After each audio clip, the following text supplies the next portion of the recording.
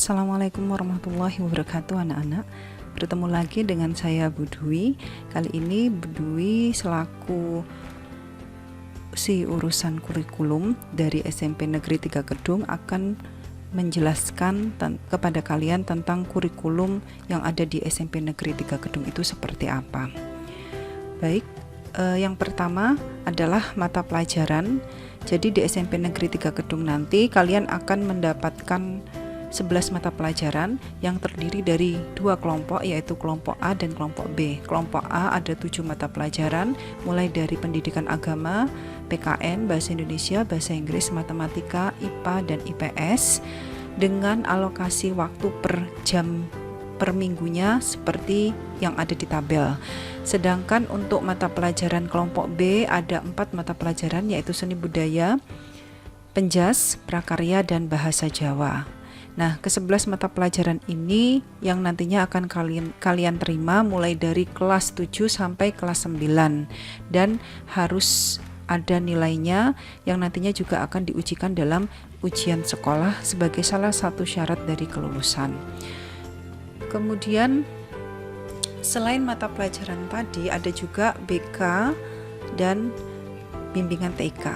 Nah, dari semua mata pelajaran tadi akan diampu oleh masing-masing guru. Jadi tidak sama seperti ketika kalian di SD. Ketika di SD hanya ada satu guru, yaitu satu guru kelas yang akan mengampu semua mapel ya, kecuali mapel olahraga sama agama. Kalau di SMP itu setiap mapel mata pelajaran hanya diampu oleh satu guru. Di sini bisa kalian cermati nama-nama guru dan mapel yang diajarkan apa saja. Untuk pengenalan guru, kemarin di hari pertama kalian sudah mendapatkan materinya. Jadi di sini ada 17 guru yang ada di SMP Negeri 3 Kedung dengan tugas mapelnya sendiri-sendiri. Pak Joko bahasa Inggris, Bu Solika IPS, Bu Dwi, saya sendiri akan mengampu mapel IPA, Bu Luluk bahasa Jawa, Bu Yusi penjas, Pak Darjo PAI, Pak Sulis seni budaya, Bu Ais PKN, Bu Arsi bahasa Indonesia, Pak Zainal prakarya, Pak Bowo atau Hayu Bowo bahasa Inggris dan BTIK nantinya. Bu Lari Yuvita akan mengampu bahasa Indonesia dan IPS untuk kelas 7 ya. Pak Miftahus Surur akan mengampu pelajaran matematika dan IPA khusus untuk kelas 7C. Bu Melina Wulandari ini mengampu pelajaran matematika tetapi mulai dari jenjang kelas 8 dan ke-9 saja. Pak Ali Sahid ini yang akan mengampu BK atau bimbingan konseling, sedangkan Pak Heru Cahyono akan mengampu pendidikan agama Kristen. Lantas jam pelajarannya, setiap kali tatap muka itu kalian akan mendapatkan untuk selama pembelajaran daring ini, setiap kali tatap muka selama 2 jam pelajaran, setiap jam pelajaran adalah 40 menit. Jadi untuk 1 jam pelajarannya bukan 60 menit ya anak-anak, tetapi 40 menit dengan jadwal yang sudah ditentukan, nanti akan di-share kepada kalian. Lalu bagaimana proses pembelajaran yang harus dilaksanakan dalam pembelajaran nanti? Yang pertama, pembelajaran itu harus menerapkan prinsip PPK atau pendidikan karakter. Jadi kita tidak hanya sekedar belajar memahami materi, tetapi juga mengembangkan karakter-karakter baik kalian. Lalu yang kedua adalah literasi. Literasi di sini adalah kemampuan untuk memahami bacaan, tulisan, ataupun hal-hal yang lain. Jadi yang paling dasar adalah memahami bacaan. Nah, literasi ini bisa didapatkan dari beberapa cara atau metode, misalnya dengan membaca berbagai sumber pengetahuan, buku, atau dari internet, atau dari yang lain-lain. Lalu yang ketiga adalah proses pembelajaran kita nanti harus menggunakan prinsip 4C. Creativity, jadi dalam pembelajaran harus ada kreativitasnya, harus ada berpikir kritisnya atau critical thinking, harus ada kolaborasinya atau bekerja sama. Jadi meskipun nanti kalian belajarnya itu dengan menggunakan daring, tetapi harus dituntut kerjasama di antara kalian melalui daring itu. Dan yang keempat adalah harus ada komunikasinya. Jadi nanti dalam pembelajaran kalian diminta untuk berbicara, mengemukakan pendapat, mengemukakan jawaban, bahkan sampai presentasi, yang nanti tentunya akan disesuaikan dengan proses pembelajaran daring. Yang keempat adalah penilaian yang diambil nanti secara HOTS atau penilaian dengan soal-soal yang menuntut pemikiran yang tinggi. Jadi soal-soalnya bukan hanya sekedar menjawab apa, di mana, kapan, tetapi menuntut kalian untuk menjawab soal-soal yang bagaimana, apa yang harus dilakukan. Jadi soal-soal yang menuntut analisa kalian. Selanjutnya adalah KKM. KKM adalah kriteria ketuntasan minimal, artinya adalah kalian harus mendapatkan nilai minimal sebesar ini untuk bisa dinyatakan lulus dalam mata pelajaran tersebut. Jadi KKM kita di sekolah kita kebetulan ditetapkan adalah 65 untuk seluruh mata pelajaran. Itu artinya jika nilai kalian untuk semua mata pelajaran kok belum mencapai 65, baik itu pada saat ulangan harian, kemudian mid semester ataupun semesteran, maka kalian dianggap belum tuntas. Kalau kalian belum tuntas berarti kalian harus memperbaiki nilai kalian dengan tugas-tugas lain yang nanti akan diberikan oleh guru, yang namanya adalah program remedial. Sedangkan bagi kalian yang nilainya jauh melebihi dari KKM, misalnya KKM kita 65 sedangkan nilai kalian itu misalnya 99 atau 95, maka kalian yang nilainya tinggi seperti itu akan diberikan program pengayaan oleh guru. Bagaimana program pengayaan dan remedial nanti akan langsung diterapkan dalam pembelajaran saja. Jadi intinya ketika kalian ulangan, baik itu ulangan harian, semesteran, atau mid semester, kok nilainya belum mencapai nilai 65 KKM kita, berarti kalian harus aktif meminta tugas kepada Bapak Ibu guru untuk memperbaiki nilai kalian supaya nilainya sudah mencapai 65. Sedangkan nilai untuk pengembangan diri pramuka, jadi nanti pramuka juga ada nilainya ya anak-anak. Meskipun nanti pembelajarannya daring, tetap akan diminta atau dituntut kalian untuk tetap mengikuti kegiatan pramuka tersebut. Nilainya adalah minimal baik. Jadi jika nilai pramuka kalian cukup, artinya kalian belum pantas untuk naik kelas. Lalu akhlak dan kepribadian ini juga minimal baik. Akhlak dan kepribadian akan didapatkan selama proses pembelajaran. Ketika kalian melakukan pembelajaran secara daring sekalipun, guru akan menilai bagaimana akhlak dan kepribadian kalian. Misalnya di dalam grup, apa yang kalian tulis, apa yang kalian bagikan, bagaimana sikap kalian terhadap guru, terhadap teman, dan lain sebagainya. Juga termasuk bagaimana kedisiplinan kalian, keseriusan kalian dalam belajar, ketertiban kalian. Itu maksudnya dalam akhlak dan kepribadian. Baik. Nah, jika nanti kalian sudah melaksanakan kegiatan pembelajaran ini, kalian akan mendapatkan rapot di akhir semester 1 dan semester 2. Nilai rapot itu ada 3 anak-anak, yaitu nilai pengetahuan, nilai keterampilan, dan nilai sikap. Nilai pengetahuan itu akan didapat dari 3 nilai, yaitu HPH. HPH itu nilai dari ulangan harian. HPTS itu adalah nilai dari ulangan tengah semester atau mid semester, dan HPAS adalah nilai dari ulangan semesteran. Nilai dari ulangan harian kalian di rata-rata semuanya terus dikali 2, sedangkan nilai mid semester dikali 1, dan nilai akhir semester cuma 1 juga dikalinya, lalu dikalikan 2 dengan pembobotan 2, 1, 1, kemudian setelah dikalikan semua dibagi 4, itulah yang akan menjadi nilai pengetahuan kalian yang akan tertulis di nilai rapot. Selain itu, di rapot kalian nanti juga ada nilai keterampilan, yaitu nilai yang dilihat dari keterampilan kalian, keaktifan kalian dalam proses pembelajaran.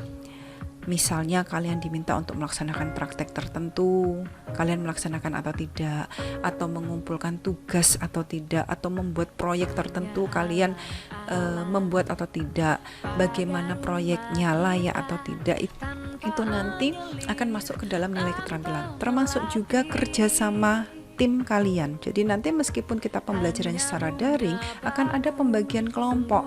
Nah, bagaimana kalian bisa bekerja sama dalam kelompok itu akan masuk ke dalam nilai keterampilan ini. Nilai keterampilan diperoleh dari nilai rata-rata praktek, kemudian proyek, dan nilai rata-rata praktek, proyek, sama produk kalian. Lalu yang ketiga adalah nilai sikap. Nah, selain pengetahuan, keterampilan, sikap juga akan dinilai. Sikap kalian selama pembelajaran. Nah, sikap ini diambil dari hasil observasi atau pengamatan selama proses pembelajaran maupun di luar pembelajaran. Misalnya selama proses pembelajaran, bagaimana sikap kalian terhadap guru, terhadap sesama teman, tutur kata kalian, kemudian cara kalian menyampaikan pendapat, bagaimana tulisan kalian, bagaimana kedisiplinan kalian, disuruh absen tepat waktu atau tidak, disuruh mengumpulkan tugas bagaimana tepat waktu atau tidak, itu nanti masuk ke nilai sikap. Termasuk juga di luar pelajaran, misalnya bagaimana sikap kalian saat di lingkungan, saat di rumah, meskipun ini pembelajarannya jarak jauh, guru tidak bisa mengamati kalian secara langsung, bagaimana sifat kalian, sikap kalian di rumah, tapi ketika guru itu mendapatkan informasi dari lingkungan sekitar, misalnya si A ketahuan mencuri, atau si B ketahuan menggunakan narkoba atau minum-minuman keras, itu nanti berarti sikapnya akan dinilai jelek. Nah, kategori dari rentang nilai di sini nanti ada A, B, C, D. A untuk baik sekali, B untuk baik, C untuk cukup, dan D untuk kurang. Pada nilai pengetahuan dan keterampilan, kalian boleh nanti mendapatkan nilai cukup. Jadi misalnya nilai kalian untuk yang pengetahuan hanya 65, nilai keterampilannya juga 68, berarti masuk dalam kategori cukup. Ini boleh dan bisa naik kelas. Tetapi ketika nilai sikap kalian kok di bawah baik, angka baik, berarti kalian tidak bisa naik kelas. Jadi pastikan nilai sikap kalian harus minimal B atau baik. Itu syarat untuk nilai itu adalah cara perhitungan nilai rapot kalian nanti. Nah, kemudian selain pembelajaran, di SMP Negeri 3 Kedung juga melakukan kegiatan pembiasaan. Kalau sebelum pandemi kita pembelajarannya secara tatap muka dulu, kegiatan pembiasaan ini selalu dilakukan hampir setiap hari. Apa saja pembiasaan itu? Yaitu yang pertama, sholat zuhur berjamaah, infak setiap hari Jumat, pembacaan Asmaul Husna setiap hari Jumat, apel pagi setiap pagi, dan doa bersama setiap pagi. Lalu untuk yang nasionalismenya adalah upacara bendera di hari Senin dan hari-hari tertentu, menyanyikan lagu nasional ini di awal pembelajaran dan sebelum mengakhiri pembelajaran, serta kegiatan literasi yang dilakukan setiap hari 15 menit pertama kecuali untuk hari Jumat, dan program 5S, senyum, salah, sapa, sopan, santun. Nah, kegiatan ini, semua kegiatan ini meskipun saat ini kondisinya kalian belajar dari rumah, ada beberapa kegiatan yang masih tetap harus kalian lakukan. Memang ada beberapa kegiatan yang tidak bisa kalian lakukan. Kegiatan yang masih wajib harus kalian lakukan adalah yang pertama, sholat zuhur. Meskipun tidak berjamaah, tetapi kalian tetap dituntut untuk sholat zuhur. Maka nanti kalian mulai minggu depan akan diberikan buku checklist untuk melihat sholat zuhur kalian bagaimana. Jika kalian melaksanakan sholat zuhur, silakan dimintai tanda tangan ke orang tua. Jika tidak, berarti dicoret. Lalu infak ini tidak bisa kita lakukan ya. Asmaul Husna akan kita ganti dengan pembacaan Al-Quran atau tadarus. Waktunya bebas. Yang penting setiap hari kalian membaca Al-Quran meskipun hanya 1 ayat. Silahkan nanti ditulis juga dalam buku checklist itu dan dimintai tanda tangan ke orang tua. Tolong jujur ya anak-anak. Nah, kemudian apel pagi ini tidak bisa kita lakukan karena kondisi, dan doa bersama. Doa bersama ini nanti akan kita lakukan setiap kali pembelajaran di awal dan di akhir pembelajaran, di awal pembelajaran dan di akhir pembelajaran. Lalu upacara bendera ini tidak bisa kita lakukan karena kondisinya sedang seperti ini. Menyanyikan lagu nasional ini masih bisa kita lakukan, nanti kondisional saja mengikuti guru mapel masing-masing, jadi mungkin dilakukan sebelum kegiatan pembelajaran. Nah, kemudian literasi. Literasi ini wajib untuk kalian lakukan. Jadwalnya adalah setiap jam 7 pagi sampai jam setengah 8 pagi. Jadi setiap jam 7 sampai jam setengah 8 pagi nanti kalian wajib untuk melakukan literasi. Caranya bagaimana? Pertama, bisa dengan membaca buku atau apapun dari media internet atau dari apapun, pokoknya tentang berita. Lalu kalian tuliskan resumenya atau ringkasannya ke dalam buku tulis. Atau mungkin kalian yang tidak punya sarana internet, kalian bisa melihat dari tayangan TV, berita-berita di TV, atau kalian membuat sendiri puisi, membuat karya sendiri, karya tulis sendiri, dipersilahkan. Tiap hari harus kalian lakukan, ditulis di dalam buku, dan buku itu nanti akan dikumpulkan 1 bulan sekali bersama dengan checklist sholat zuhur tadi. Nanti ketentuannya bagaimana akan diterangkan oleh Bu Arsi sebagai penanggung jawab dari literasi ini, dan kegiatan sholat zuhur juga akan dijelaskan oleh Pak Darjo sebagai penanggung jawabnya. Lalu 5S tetap dilakukan dalam proses pembelajaran.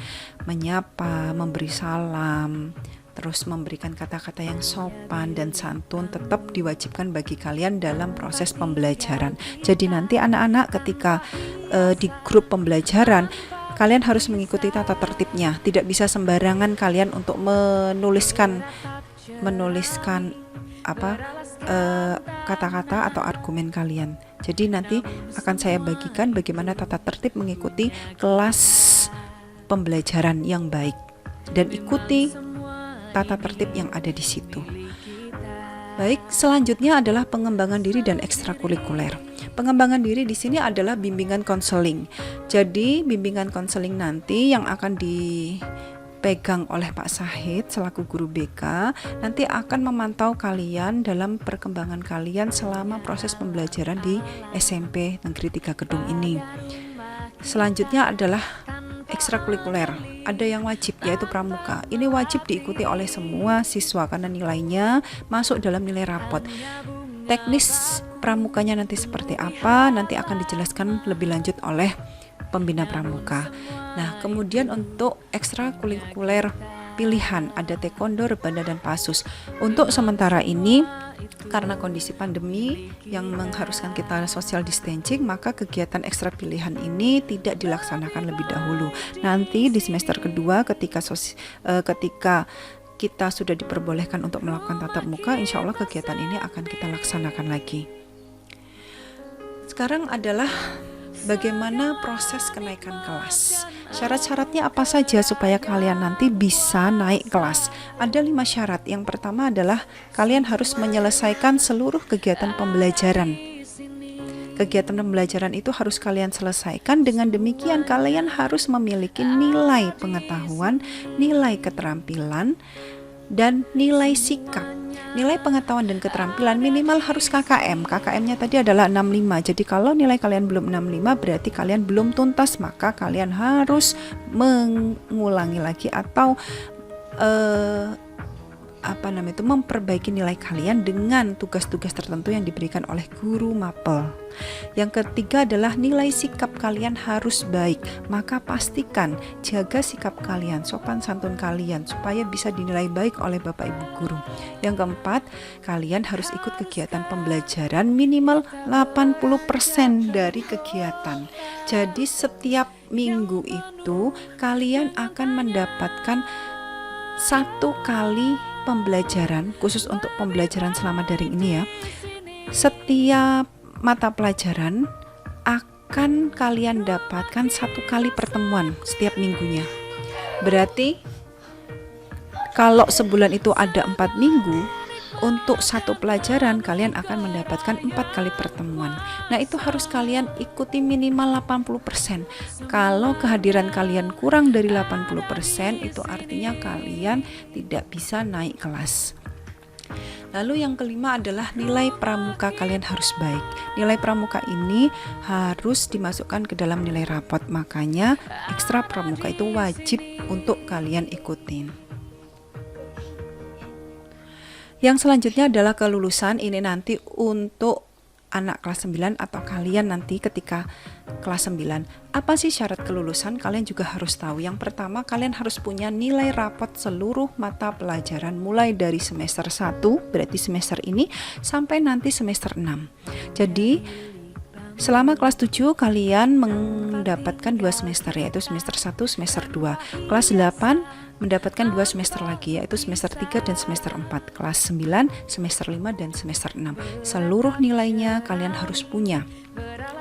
Apakah ada seorang siswa yang tidak mendapatkan nilai rapot untuk mata pelajaran tertentu?